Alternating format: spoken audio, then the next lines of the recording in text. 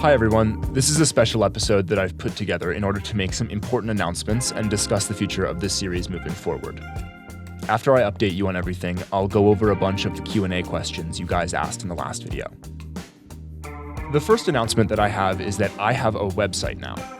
As of late, I've become increasingly frustrated with how lots of internet spaces force you to downscale or reformat art, and I want to have a place where I can display my illustrations how I want to. I put a bunch of work into this site, and it's a great way to check out many of the images which you don't get a full look at in the YouTube format. It has a full portfolio of my work, a page explaining basic background information on the project for anyone who's new, and going through all of the major environments we've seen thus far. In the future, I'll be polishing the site and adding lots more, but even still, it will serve as the main alternative way to view my work, aside from maybe Instagram. Also on this website is my new print shop. I think that the time has come to start advancing my professional career, and one step is to make my work available in physical form. This shop will be the main avenue to purchase some for yourself if you're interested in hanging some surrealist landscapes on your wall. Because I am super new to this, though, I'm starting small and releasing a limited number of copies of this first illustration. I have 10 prints in stock which have been made available along with the release of this video. They're all printed on a thick 16 by 11 inch glossy cardstock, and I couldn't be happier with the quality. I am sorry this release is so limited though. I'm using it as a test run, and once I get all the finer details ironed out, I'll be expanding what I have on offer and making a lot more images available.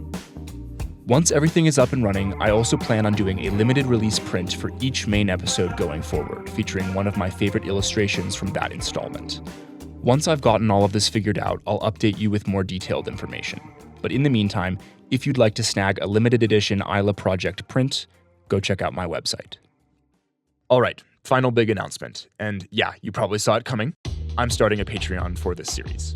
Now, I'd like to start by saying that I'm going to be doing things differently than some channels. This Patreon will be used entirely to fund the production of this show and increase the quality of what I can put out. 100% of the money raised from patrons will go back into the project and be used for things like software expenses and, most importantly, commissioning outside help. I want this project to be, at least in some part, a collaborative effort, and while in the past I have worked with other artists, I wasn't able to pay them for their help, and if I'm being honest, that just didn't sit right with me. Fundamentally, I believe that creatives deserve to be compensated for their time and effort, especially in today's world where finding work can be so hard. Beyond my moral reasoning, I'd also love to make this show an avenue for other artists to hone their craft and improve while getting a chance to work on a bigger production. At the end of the day, I want this series to be a celebration of biological art, and I think it's important that I feature others who are passionate about the genre. With enough resources, I'd love to eventually expand my collaborative efforts on this show beyond just illustration and work with other disciplines of media production as well. I want to start working with animators and even musicians and sound designers who could elevate the audio of this series to a new level. All of this being said, please don't feel any pressure to contribute to the Patreon. It exists purely as an option in case there are people who would like to support the show. Contribution is not expected, and this series will continue regardless of how much money is raised. For people who might be interested though, please do consider becoming a patron. Your support will unlock perks like behind-the-scenes looks at the show, early video release, your name in the credits, private discussion boards, and a 15% discount on the aforementioned print shop, so there is a lot to get out of it for yourself as well. Oh yeah, also I have a publicly posted roadmap for the next 10 or so installments of this show. If you'd like to see a rough outline of my long-term plan, Patreon will be the place to find it. I'm just going to leave it at that though. Go check out the Patreon if you choose to support me. Sincerely, thank you. And I promise I won't disappoint with what I've got coming. And even if you don't become a patron of the show, thank you for your support nonetheless. While I know this channel isn't at the scale of others on this platform, it isn't lost on me that there are a lot of people who support what I make, and I couldn't be more grateful for your enthusiasm and feedback. Anyway, in the last episode, I asked you all to shoot me some questions for the Q&A, and you didn't disappoint, so let's get to some of those. To get started, many of you asked what inspired me to start this project. There are a couple of different layers to this answer, but the main inspiration came from Alex Reese. I'm sure most of you watching are familiar with his work already, but for those who are unaware, Alex is an incredible concept artist who makes all kinds of fascinating stuff, including a large, interconnected project featuring a sapient alien civilization and all kinds of other things. His work explores conceptual biology as well as culture and technology, and it's his art which first made me aware of this genre of fiction many years ago. I remember sitting in class and stumbling across a painting of his on a whim. I was immediately transfixed, and with that as a starting point, I went down a rabbit hole and found a bunch of other artists in the space, and eventually I just decided that I wanted to give it a try myself. There are obviously other things which inspire this project beyond other sources within the genre, but Alex's work was the main catalyst for its creation at the very least. To piggyback off of this, a number of you also asked about other artists who inspire me and other projects which have influenced this one. There are so many incredible artists in this space, many of whom I've had the privilege of collaborating with. However, I'll highlight a couple who I find myself consistently returning to for inspiration. The first is Michael Beaudry. Michael makes, in my opinion, some of the most incredible speculative biology art out there. His designs are consistently grounded while also being extremely psychedelic. The environments he crafts are surreal without fail, and I find myself getting lost in their many details every time he publishes a work. Wayne Barlow is in many ways the grandfather of this genre, and without his book, Expedition, speculative biology would not exist in the form that it does today. On top of this, though, Wayne is also just an incredible artist, and he's worked on so many other influential projects, it's difficult to overstate his impact on this industry. Outside the realm of speculative biology, I also find myself referencing a number of paleo artists as well. When you think about it, these two genres aren't all that different from one another, as each uses known scientific principles to describe life which cannot be directly observed otherwise. One paleo artist that I look to for inspiration constantly is Joshua Knupbe, who is an absolute machine when it comes to making high-quality, engaging biological art. I love how Joshua not only depicts organisms in their native environment, but also depicts them interacting with it. All his works feel like a moment captured in time, and there's almost always something going on in all of his pieces. His compositions are also very diverse, and I think that there's a lot I can learn from his work. Another paleo artist who I love for very similar reasons is Rebecca Dart. I think a common trapping of concept art, which I am very much guilty of, is a tendency to get so focused on the subject of a piece, its form, its color, its function, that attention to the surrounding environment falls by the wayside. The inverse of this can also be the case. What I love about Rebecca's art is that she puts as much focus on the prehistoric life she's illustrating as she does on the environment it occupies. Oftentimes the two blend together, and in some cases the species she's illustrating won't even be the focal subject of the image. Rebecca is great at composing images which direct the eye, be it with lines of action or through strategic placement of subject and environment. Some other quick shoutouts to artists that inspire me. Jordan Walker, who makes some of the most incredible naturalist oil paintings. It blows my mind every time I see them. Another is Andriy Surnov, who's worked on a couple of smaller games that I really love, and I just really love his visual style, and his brushwork is really fantastic. William B. Hand. This guy has a way of portraying biological form like no other. I can't even really put my finger on what it is, but you can tell upon first glance that he understands the mechanics of life and has a talent for creating grounded yet bizarre living structures. Finally, Alexander Ostrowski, who has such a unique style of creature design. He also has an older project which is speculative biology adjacent, which was an early influence for me. I've included links to all of these artists' work in the description of the video. They are all awesome, so go check them out. But let's get to some more questions. One user asks, what would you say out of all the animals on Isla is your favorite? I think this is a bit of a parent choosing a favorite child situation. It's hard to pick one design that I like the most. However, there are definitely some which I am most proud of. Personally, I think that a satisfying design depends on its individual form, but also in its context. Because this project is still pretty young, there's still a lot of time for these designs to settle, and I'm sure my opinions will change as the series goes forward, so I can't really settle on any single species that is my favorite. 4 of 92,000, as well as a bunch of others, asked, will there be an art book? While I think this would be awesome to put together at some point, there is still so much more I want to accomplish with this series, and I think the best use of my time will be to build up this world through the avenue of video creation. Making a book is a lot of work, so I would want to make enough material to have something that I'm really proud of. So in short, I'll try and make it happen at some point, but I don't have any plans to compile an art book anytime soon. As I previously mentioned, I am going to start selling prints over on my website. For the time being, that will be the main avenue of acquiring physical copies of my work. A lot of you, including Tangle Kelp, asked if I'd ever make an episode explaining the taxonomy of species on Isla. The answer is, I don't currently have any plans to, though everyone's comments have made it clear to me that there is significant interest in the phylogeny of this project. My philosophy behind this series is not to simply explain anything and everything about the world, but rather to slowly expand your understanding of the biosphere within a single snapshot in time, episode by episode. I want to preserve a sense of mystery about Isla, as I think this is fundamentally what makes this series engaging. Many speculative biology projects choose to cover the step-by-step process of evolution over time, and while this is a perfectly valid way to run things, it's not the way I choose to structure my own work, because it doesn't leave much room for the viewer to make inferences about the world. Ideally, I'd love for the phylogenetic names and details to get mentioned just enough over the course of the series that you guys start to make those connections yourselves. I don't think I'll ever make a video simply explaining every clade, but after seeing everyone's feedback, I think I will try sprinkling in more taxonomic information here and there to make it easier for you all. A question from BCA 4321 provides a great segue from this topic. They said, I am currently working on a speculative biology project, but I'm attacking it more from the perspective of evolution. What brought you to focus more on biology at a specific point in time rather than across a number of time periods? The goal of this project is to almost position the viewer as a researcher or settler on this planet. Now, obviously, there is still the omniscient narrator drip-feeding you information, but the point is that your perspective is set at a very particular point in time, and with each episode, your understanding of the world is expanded and built upon.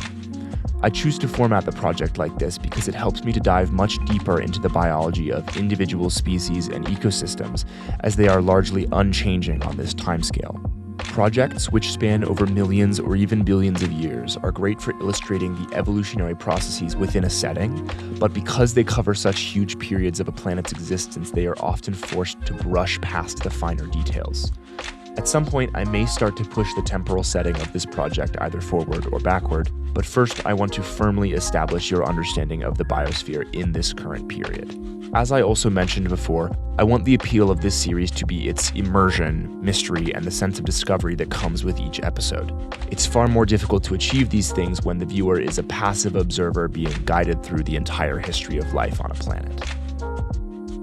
Zed the Explorer left a comment asking about my creative process. They asked, for the Q&A, could you go into some detail about your artistic process? How did you learn to illustrate so well? What programs did you use for both illustration and animation? What's your preferred method of finding people to collaborate with, like the amazing sound engineer of this episode? Finally, do you have any tips for others starting out when it comes to speculative evolution art? I'll answer these one by one. First, how did I learn to illustrate? Well, in short, this project. I've been drawing all my life, but I only really started to develop skills in digital art when I started this project around 2019. And I'd say I started to really see significant personal improvement after the creation of this series. My tools for growth have been mainly loads of practice, internet resources like YouTube, and a small network of like-minded artists who can provide me feedback.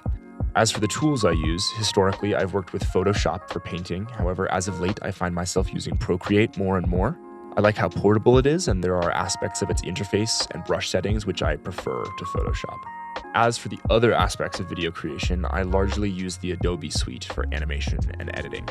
That being said, the background for this video was made with Procreate Dreams, which I'm going to try using more and more. Next, what is my preferred methodology of finding people to collaborate with? The speculative biology community is still pretty tight-knit, so the best step to meeting peers and collaborators is simply to post your work where communities exist on the internet. I use Instagram and YouTube to make most of my connections, but there are people sharing art on just about every platform. If you're just getting started, put yourself out there a little and you will meet others. The concept art world is far more broad than speculative biology in general, but the same idea still applies. As for my lovely sound engineer, Gabe just so happens to be my roommate and one of my best friends, so that's a collaboration which life brought about through sheer coincidence. The final part of the question was one which was echoed by many others. What tips do I have for others looking to start their own projects? Firstly, don't be afraid to start. These projects take shape the deeper you get into them, so starting out can feel hard simply because you don't have as much material to work with. You have to begin somewhere though, and the density of your project will just come with time. I would recommend starting by initially defining the conditions of your planet and the factors which will govern life. There's lots of resources which are helpful for this, but I would recommend Artifexian's series as a starting point, even though he goes into more detail than you may need. Finally, take extra time establishing the archetypal body plans of your various clades of life. This will be the fundamental starting point out of which everything else develops, so make sure that you've got a really solid foundation to work from, both from a design perspective and from an informational one. Make sure your starting point is one which is scientifically sound, but also one which you feel happy with and is easy to iterate on. Here's a fun one. The original cat food asks, if you could go back to your teenage self and tell them anything, what would you say? I would tell myself, or anyone that age, that this time in your life may feel very important, but it won't define you, and you have a lot more time to grow and figure things out. I think that life generally gets a lot better as you move into adulthood, and you shouldn't expect to be perfect when there's still so much more to experience and learn. Up next is a super popular question that I get. Many of you are wondering if there's ever going to be sentient life in this project. While I obviously can't say with any certainty what the future of this series will look like, adding organisms with a human-like intelligence isn't really a goal that I have, and it doesn't align with my personal thesis for this project. Another user asked, how did you learn this style of digital painting? To be honest, I'm not even sure how I would describe my own style. It's just a culmination of the various techniques I've learned and developed for myself over the years. I don't have any formal art training, so my visual style, if you can call it that, is just a product of the many artists who've influenced me and the things I've learned by analyzing their work. Here's an interesting question from Omega Ultramax. As for the Q&A, assuming certain events play out, what species, either from Earth or Isla, would be the most likely to become invasive for the other? After giving it some thought, I don't think any of Isla's organisms would fare all that well on Earth. The shift from night to day, as well as seasonal cycles, would make thermoregulation impossible, and many of the new environments would not accommodate their diets and behaviors. On the other hand, there are also very few Earth species which could survive the harsh conditions of Isla. To have a chance, the organism in question would have to be extremely adaptable to new environments, with the intellectual capacity to use its surroundings to its advantage. So, as I see it, there's only one good answer to this question. If there were any species of Earth that could become invasive on Isla, it would be us. Tibox asks, did you watch Scavengers Reign? Do you have any thoughts about it, criticisms, appreciations, etc.? I did watch Scavengers Reign, and I really liked it. It was cool to see something so closely adjacent to speculative biology going quote-unquote mainstream. Obviously, when it comes to art and animation, there's next to nothing to complain about. It's all absolutely gorgeous, massively inspirational, and it has since introduced me to some really awesome artists who worked on the show. Overall, it's a series I would highly recommend to anyone, whether they are into this genre or not. That being said, I don't think Scavengers Reign is perfect. There are complaints that I have, particularly when it comes to the main plot and some of the ways that the planet is used to create narrative tension. It would take some time to explain my thinking here, so if you're interested, I'll leave my main criticisms in the comments below. Overall, though, I did really like Scavengers Reign, and I think it was a fantastic addition to this genre as a whole. Another question read, have you studied ecology or biology as a part of an academic career? Yes, I have an undergraduate degree in neuroscience, however I also minored in evolutionary biology. During my time in university, I took a lot of classes on ecology dynamics and animal behavior, which heavily solidified my fascination with these areas of science, and they definitely influenced this project. Another user asked, assuming you have some form of roadmap, when are we going to learn about the biology of kinetosynthetic organisms? I do have a roadmap for this show, and yes, the video on kinetosynthetic life is coming. I think that this is one of the more unique and interesting aspects of the Isla project, so I'm slowly building suspense and creating a large library of illustrations for use. A lot of you have asked about this episode. Fear not, it is in production, albeit in the early stages, and it won't be too far off. To close off this section of general questions, here's an interesting one from Stefano Fialo. I know this will sound quite earthly-centric, but if you were to put Isla in an era of development, where would it be? Early to late Paleozoic or Mesozoic? Pretty much, how long has life developed on Isla since its origin? I will say this, the planet Isla has been around far longer than Earth. I would say that the time period in which this project is set is one which our planet will not or has not yet experienced altogether, and I will leave it at that. To preface this last set of questions, the previous episode was only the first of a handful which will discuss the spore forests. I deliberately left some stuff unexplained, with plans to return in a part 2 and cover unanswered questions there. Many of you asked about topics which I plan to address in the second installment, so in this section I will try to broadly answer some of your questions without going into too much detail, as I'd like to maintain some of the mystery. I got a number of questions about the matriarch specifically, and I think a good one to start with was submitted by Lelduck, who asked, why is there only one matriarch and not multiple or backup matriarchs as insurance?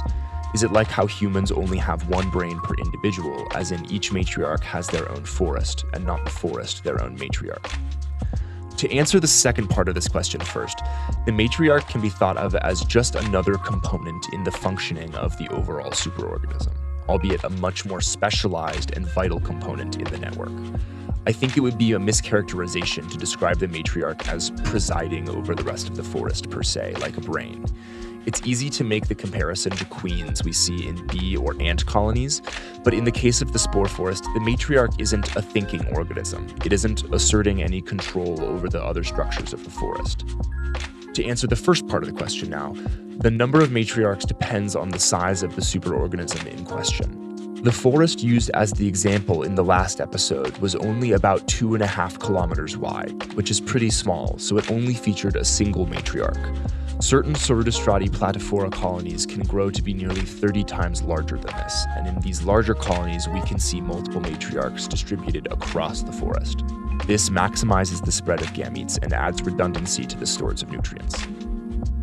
Next, someone asked, is there any variety in the species of fungus that can grow into forests? Also, where are you from? There is variety in the organisms which form spore forests, however it's primarily on the level of subspecies rather than species, with variance mainly resulting from climatic and geographical boundaries. I am from the Pacific Northwest of the United States, however I have been living in the Rocky Mountain region for a while. Somber985 asks, does convergent evolution happen often under the spore forests/superorganisms? Yes, this will be a heavy topic of discussion in the second installment. I'm excited to show you guys the ways that species can find similarity between different forests. A bunch of you saw similarities between the spore forest and the toxic jungle from Nausicaa of the Valley of the Wind, and you asked if there was any inspiration there. And yeah, totally. Nausicaa is one of my favorite pieces of media, period. And yeah, lots of the art I make is influenced by it. Also, a quick public service announcement. If you love this film as much as I do yourself a favor and read the manga. Not only is it fun to see some of the original illustrations and storyboards behind the movie, but these also greatly expand the story altogether. This is the total length of the 2 volumes, and this is what is covered in the film. There is so much more to the story, and it's worth a read. Finally, Ravenstorm asked, what would happen if the matriarch would die? How fast would the rest of the colony collapse? This depends a little bit on the circumstances and the size of the forest in question, but it is possible for a superorganism to lose its matriarch and survive long enough to grow a new one. This takes time, and it isn't always successful. In instances where the forest can't regenerate the matriarch for whatever reason, it can take anywhere from a couple of Earth months to years for the rest of the trunks to die and decompose. Those are all the questions we can get to today. Thank you for all of your comments and your continued interest in what I make. Who knows, maybe in the future we'll do another one of these. If you'd like to have a little more of a back and forth about this project, then consider supporting this series on Patreon, where there are discussion boards I'll be engaging with. As always though, thanks for watching. There's lots of cool stuff coming, so stay tuned.